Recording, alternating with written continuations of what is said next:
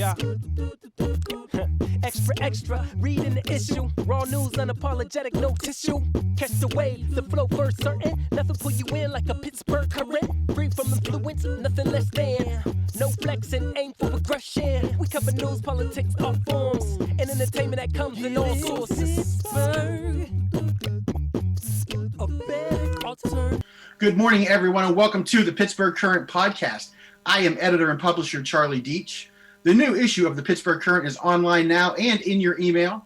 This week, Brittany Haler has a must-read story on how Black neighbors in Pittsburgh aren't always treated neighborly. It's a fantastic read. She spent a lot of time talking to folks who are basically prisoners in their own home because of the racism subjected to them by their neighbors. So please go on our website, pittsburghcurrent.com. Or you can always sign up. Go to our website and also sign up for the digital edition. It'll come to your email box each and every Tuesday afternoon. We've got a good show today. I'm very excited about our show today. Our guest is Emmai Alaquiva. He's an Emmy Award-winning filmmaker, composer, activist, and the founder, president, and CEO of Your Mom's House, a digital multimedia agency. He also founded Hip Hop on Lock and Optic Voices. His newest project is Unspeakable, a 60-second PSA that assembles diverse individuals of the deaf community. The digital presentation amplifies the voices to collectively proclaim through American Sign Language that Black Lives Matter. Emmai joins us this morning live on Zoom, along with Danielle Phillip, an American Sign Language interpreter. Emmai, Danielle, welcome to the show. Thank you so much for having us. What's up, Charlie? I'm loving the hoodie. Thanks, man. You got to Amazon me a hoodie, man. Come on. That's actually how we met. We met on the north side at the place we all go. Was it Arnold's Tea? Arnold's Tea, and I was wearing this, and that's how you asked me if I was somehow connected. Yeah, we met there. Yeah, so. Man. Well, I mean, it's looking real nice on you, buddy. Thanks, it's matching your background. I got to upgrade. We do nothing if not match. That's for sure. That's so, you've done. I mean, we'll get into a lot of your other work here in a minute. Sure. You've done a lot of work specifically with activism, and particularly you've been covering a lot of the protests that have been going on. Talk to me a little bit, and then we're going to watch the PSA, but talk to me a little bit about where the inspiration for Unspeakable, where does that come from? So the inspiration for Unspeakable, a little bit of backstory. 2 years ago, I wanted to do something with my daughter that was an activity that sort of broke down the superiority complex, where my daughter had an even playing field where we could start the same. I didn't know more than her. She didn't know more than me. And ASL has really been transformative in a way that has really allowed our relationship to connect, for patients to be there, for me as a father to be patient, kind, and just the love has really, really blossomed from something like ASL bringing us together. So, fast forward to, 2 years later with the protests and things going on, of course, with with George Floyd, I had to sit down and have a really powerful conversation with my daughter, who's 8, about what she's seeing, what might be on TV, when daddy has to go out to protest and daddy has to document and things of that nature. I would come back with photography, videography, and images where my daughter and say, "Oh, Dad, did you take that?" "Yes." "Oh, did you take that?" "Yes." And she would be surprised and fascinated, but at the same time she said, "Well, Daddy, there are no individuals with that are doing sign language." And I was taken back with that, and I said, "You're right, Michaela. I haven't really been, and I haven't really seen anyone of the deaf community really deep in these protests, and I know their voices need to be heard." So that night I couldn't sleep. So around 2 a.m., I wrote the script in a matter of 10 minutes, 10, 15 minutes.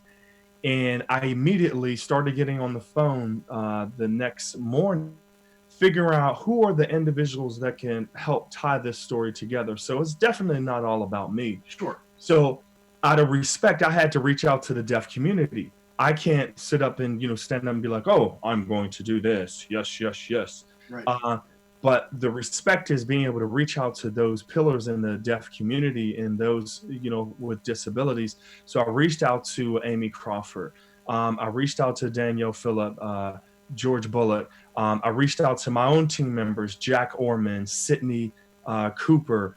I also reached out to two individuals that are a very close friend of mine's. One is Stephen Butter Anderson, who is a multi-platinum producer. Mm-hmm. He also is a musician for Disney. He does all the music for Raven's Home on Disney right now. Wow. And he's from Belle Silver. So I said, all right, Butter, let's get it popping on the music. Let's work with that. Then I called Bianca Blush Atterbury, who just wrote for Demi Lovato. She wrote for Meghan Trainor. She wrote for K. Michelle, and she is a songwriter for Disney. So she writes songs for Disney right now, and she's from Monroeville. Wow. So putting these elements together in one room, I said, let's do Unspeakable, where we amplify the voices of individuals who need their voices heard and who need it amplified. So that's how Unspeakable came about. 59 seconds PSA, incredible individuals who really helped us out in to get this message to the next level. So I'm extremely proud of the project. It's a powerful 59 seconds, that's for sure. So we'll talk about it after, but Jake, go ahead. We'll let's watch the PSA.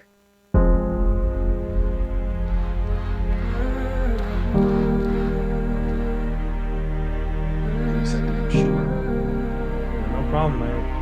I love live. Yeah, live is great, right? Yeah, live. Right up until this moment, live is the best. Yeah. Cool, it's all good. No worries at all. Have you, Emmai, have you taken your daughter out to protest? Is that something that you've done, or is? Yes, I've taken my daughter out to protest because, as fathers, one thing we have to know is that this intersection of time has been totally different from any other time in the history of America. For record's sake, no one has really put energy like this, worldwide. Yeah. Worldwide from a matter like this. So our children are going to ask the question, what did you do during this time? And we have to have an answer for it. I'm not going to be one of those parents that sit back, oh, well, I watched a little bit of TV, I went to a few things. No, what did you do to help change the landscape, whether someone liked it or didn't like it? How did you crystallize it? And me as a filmmaker, or what I like to call myself, a cinematic storyteller, is we have to tell stories in a cinematic and an artistic way so that it is easily digestible and palpable to the audience. Right, and I just got the text. We are ready to go, so we'll take a look at the Unspeakable. Let's go.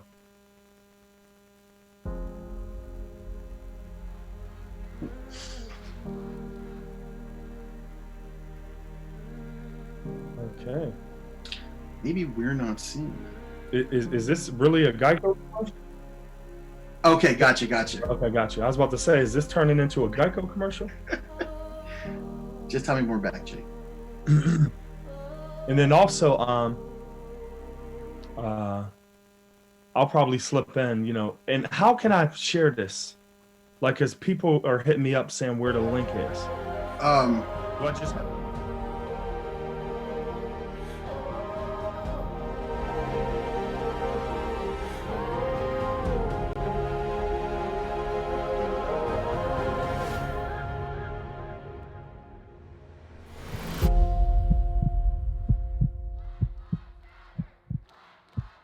Like I said, I don't think there's anyone who can watch that and not be moved by the power of that message. It's a powerful message anyway, but when you see it, that everyone is able to have their say, is able to speak out on something like this, and I think that one thing, you obviously are focusing on the deaf community here, but we've talked before. This is also about other people with disabilities, because some of the individuals who have been killed at the hands of police have been folks with disabilities. Absolutely, that's a great point. As a matter of fact, 1/3 to 1/2 of individuals who've been killed by police, particularly of the African diaspora, have had a disability. Freddie Gray, Eric Garner, Sandra Bland, just to name a few individuals. And locally, Bruce Kelly Jr., who was killed by Port Authority police. Oh yeah, absolutely. The one in Wilkinsburg. Yes. Having a disability. Being Black in America is one thing, but being Black with a disability is another thing, and that is kind of what we need to look at. With over 600,000 individuals who are deaf and hard of hearing, we have to understand that there has to be training that surrounds that initiative. Me, in my 40-something years of life, I don't know a police officer who knows sign language. In the event that you tell someone to freeze and they can't hear you, or stop right there and they can't hear you over a mistaken identity or something like that, and if there's a communication breakdown or some type of communicational kerfuffle where you're clashing, what are the results of that? And there's some amazing police officers, don't get me wrong. Shout out to Fonz, who is a police officer who saved my life, in fact. So I understand the sides where there just may be a communicational glitch somewhere, that if there was training offered, it could be optional. It doesn't have to be a prerequisite. But if there was an option to train officials to sign and say, hi, my name is, Tom, right? And to be able to say it in sign language, do you understand the breakdown of aggression that would happen? Or if someone is driving in a car and a police officer shines a light into the eyes of someone who may be deaf or hard of hearing, right, they can't read your lips. Yeah, you blind them. Well. In the deaf community, there's a lot of individuals that can read lips, but if there's a flashlight just shining straight down, the barrel of an optic or a pupil, it's difficult for that communication. So that's one of the reasons why we wanted to amplify these voices, to say, hey, listen, individuals who are deaf, hard of hearing, or those with disability should be in more conference rooms to make decisions on what we are doing with America. How do we get to the next level, but be more inclusive of individuals who are absolutely capable of helping make decisions for our country? Right. And it really is, there are many problems that lead to where we are in terms of the systematic racism that has caused these deaths. But one of the issues, even if you have just an incident that goes too far, maybe not to the level of someone being killed, but one size fits all policing is not the answer. And, if an officer is trained to approach a car that way during a traffic stop, they're going to do it every time without taking into consideration the needs of other folks. And sometimes there's the idea of, we need to consider what the police officers go through on a daily basis. And sure, I don't disagree. However, I think there needs to be a little something on the flip side that says police need to also be aware that there may be something different on the other side of the coin. And so sure, I feel like that's even part of the disconnect. And I think that by highlighting this, I think you're really doing a positive thing. Yeah, and think about it. There's three sides to every coin. Yeah. There's the heads, the tails, and then the ridges that go around the coin, right? If individuals that are deaf, hard of hearing, and those with disabilities, just get them on the ridge. Yeah. Get them to surround what's going on both sides of the situation and watch what happens. Because individuals that are deaf, hard of hearing, and those with disabilities are some of the most intelligent people on the planet. get them in the conference room, allow them to present their PDF presentation format and watch them rock. Tell me a little bit about the production of this PSA. Working with all of these folks, putting it all together into the final product. What was that process like for you? So this process, it was smooth sailing. I'm gonna just put it right there. So many outstanding individuals surrounded this movement. When it was just an idea of mine, I didn't know how it was going to go, to be honest. Right. Here I am just taking ASL classes. Here I am just a father bringing my 6-year-old for the first time, learning how to say hello and things of that nature, with Amy Crawford, also goes by Ayo. I was like, wow, why are we sort of doing this? But it quickly turned into the reason why we do this, and the reason why one of our calls to action in this PSA is for individuals to learn more about ASL, is so that we could learn more through another language than just the English language. Now, and let me tell our audience, ASL isn't 100% completely derivative of English language. It's its own culture. Right. It's its own dance. Like when you look at Danielle right now, the way she dances with her movements, how graceful she is, and then how passionate she is about certain things, that's the culture that you could learn something totally different outside of English than ever before. Okay, that's there. So when we approached the deaf community, Danielle, Greg, Amy, they said, listen, we are on board. However, they turned into script consultants. So they looked at my script and said, hey, we need to sort of move a little things here. We need to move a little things there. And I was like, okay, cool, fine, let's do it.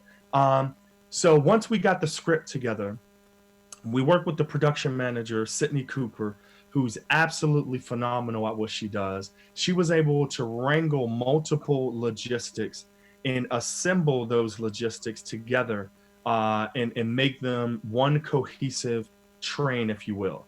Right. So the deaf community got on a train. Then I hit up Butter. And when I told Butter said, say no more. You let me know kind of what you want. Right. So what I did, Charlie, is I had a placeholder of music. And when I had the placeholder of music, I sent that to Bianca in LA. She's based out of LA. So when I sent that to her in LA, she went directly into the studio. She sang the little chants that you hear in a PSA. When you listen closely, you can hear her chants. It's almost like a spiritual hymn, hymnal out of a church. And then once Butter got Bianca's vocals, Butter reshaped the music based around her emotional, palpable feeling.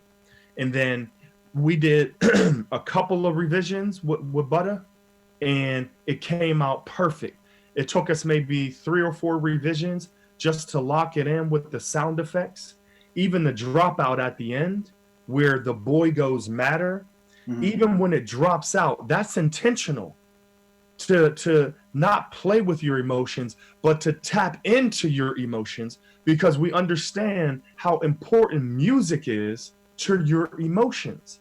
Now, at the beginning, I wasn't going to have any music, Charlie, to be honest with you, because I wanted people to experience what individuals who are deaf experience.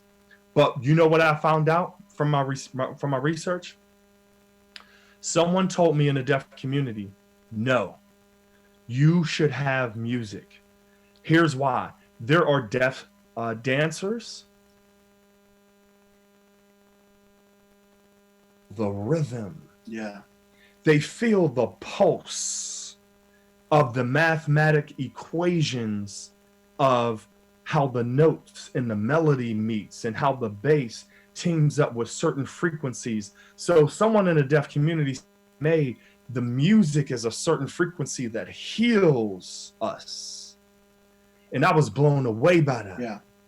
So I said, okay, say no more. because music is my thing and music is what saved my life. Right. So we put the music to that together. We sent it over to Danielle, Amy, and Greg. They said, this is phenomenal. We get behind it.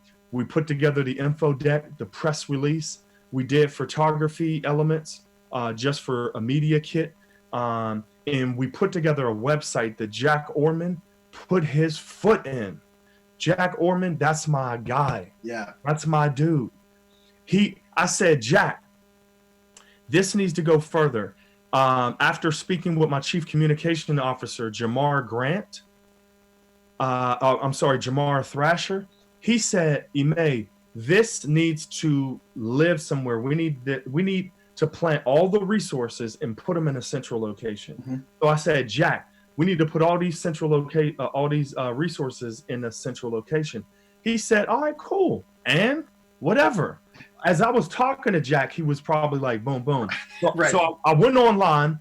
I bought unspeakableblm.org, which is our website that houses resources where people could find out how to learn ASL. What's the difference between ASL and Black American Sign Language? What are some other individual resources for those with disability? The Epilepsy Foundation came on board. The Heinz Endowments is now looking at ways to provide support just for those who are deaf and living with disabilities. So shout out to Heinz Endowment. And so many other partners have come literally from LA, from DC, and other places in the country, just saying, how can we help? This has never been done for our community ever before. You could do the research, and an actor, Hill Harper, hit me on Twitter after Dina Clark connected us. He hit me and just said, hey, listen, this is an amazing movement. Malik Yoba from New York Undercover and is currently filming a couple movies. Hey, listen, we're going to retweet this. We're going to post this on our Instagram channels. We love what you're doing. And the love from all around the country has been amazing. But I want all of this energy to go to the deaf community, hard of hearing, and those that are living with disabilities.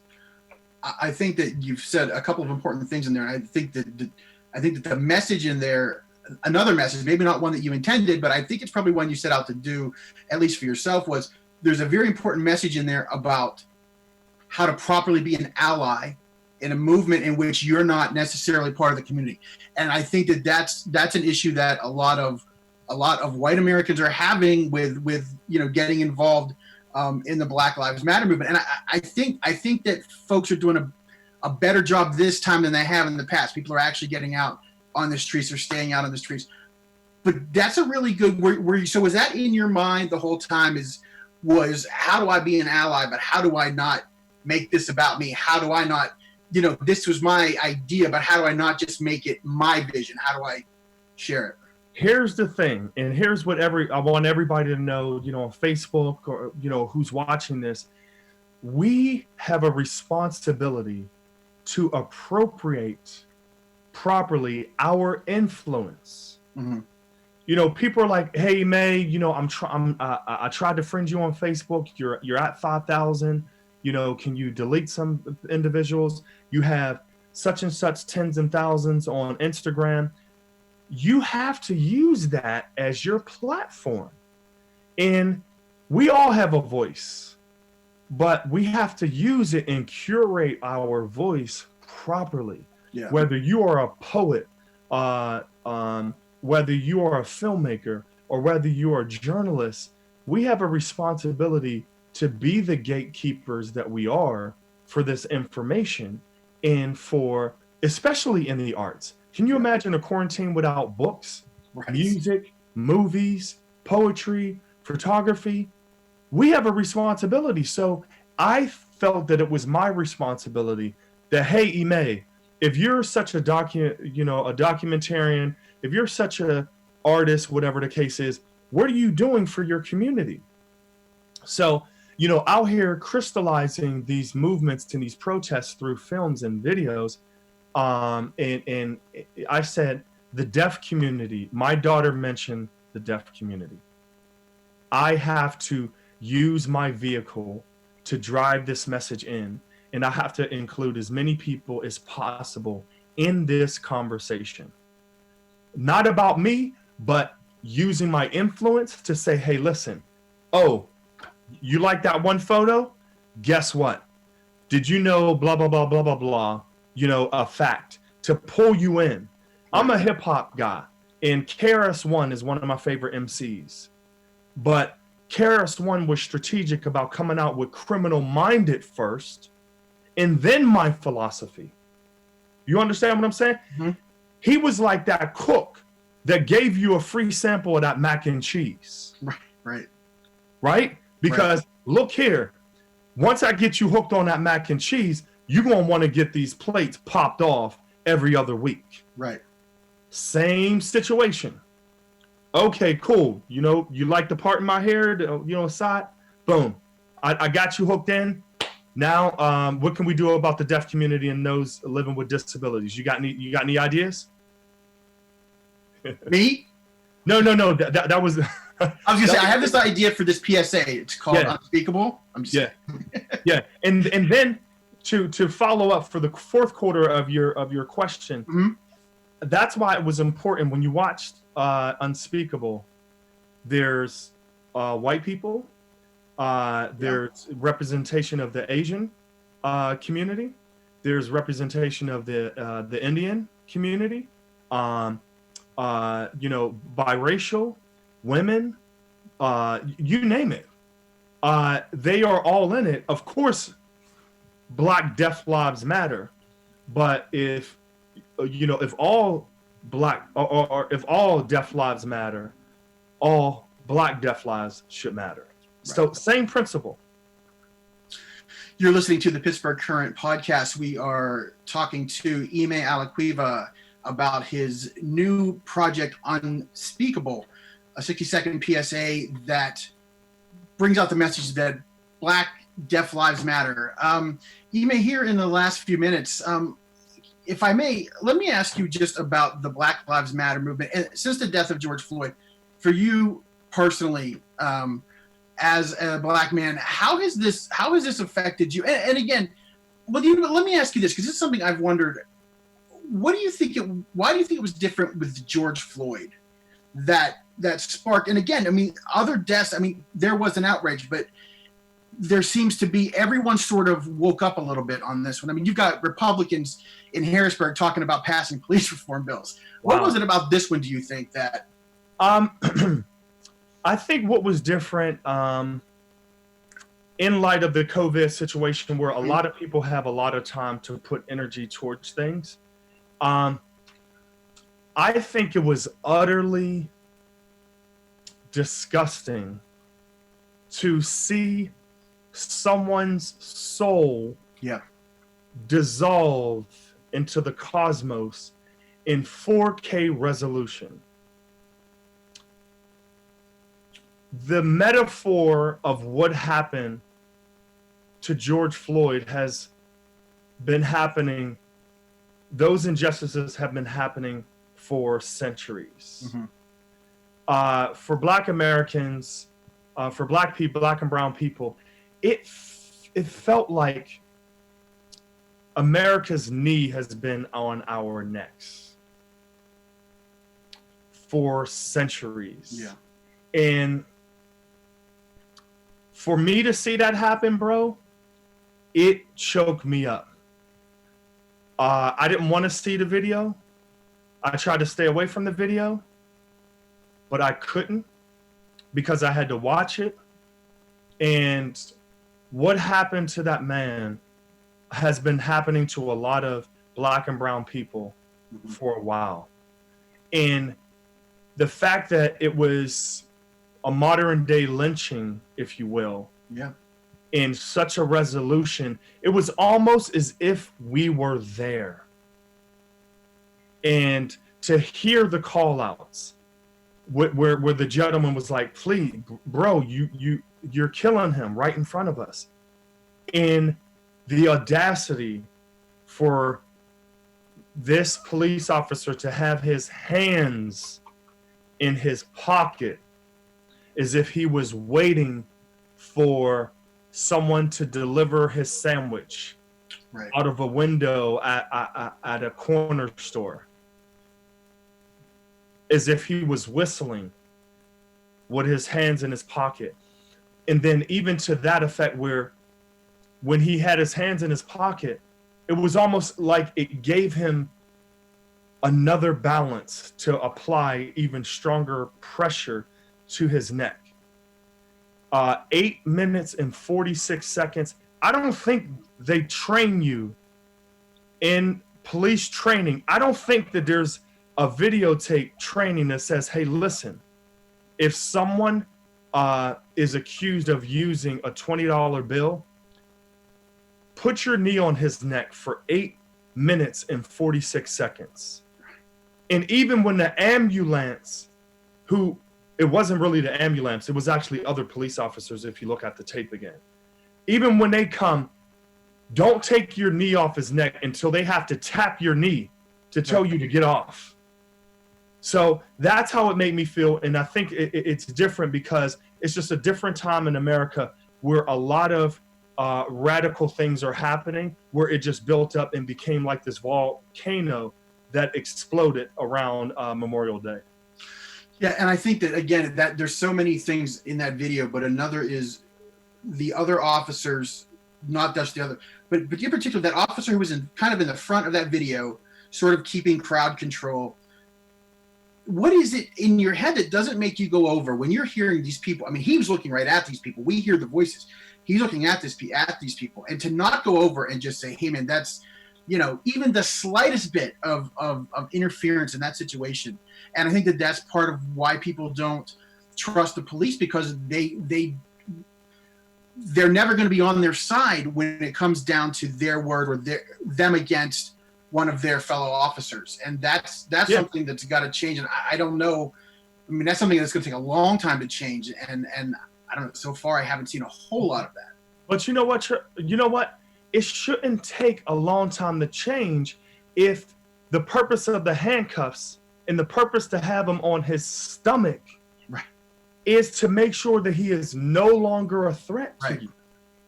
You understand what I'm saying? Yeah, I do. Like, I don't want to go there, but I mean, it's part of the conversation.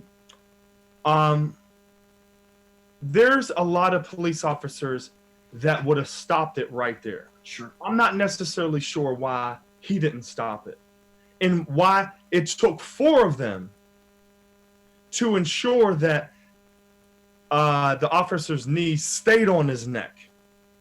And we can't see the other officers around the corner, but I'm sure they could be like, yo, we good. We got him from here. We understand. We got you, bro.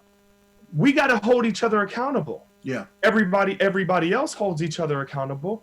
I know if I was at work and I had my knee on, somebody's neck, a coworker would definitely be like, yo, what are you doing? Right.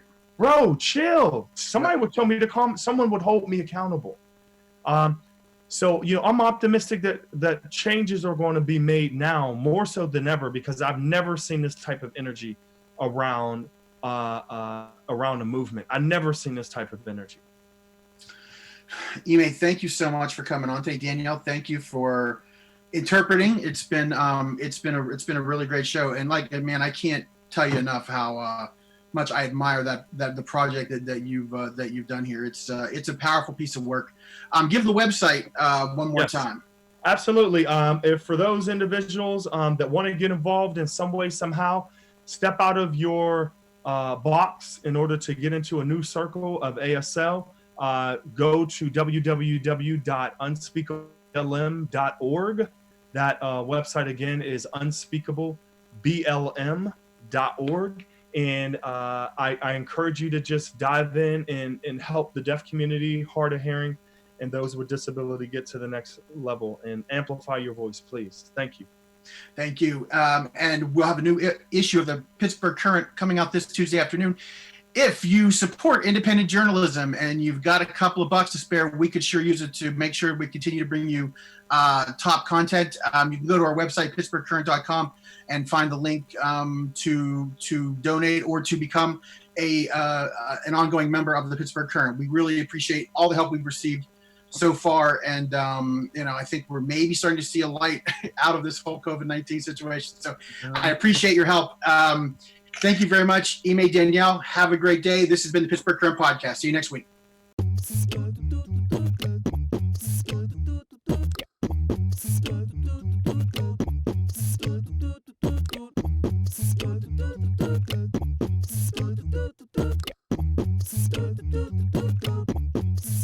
Giving Pittsburgh a better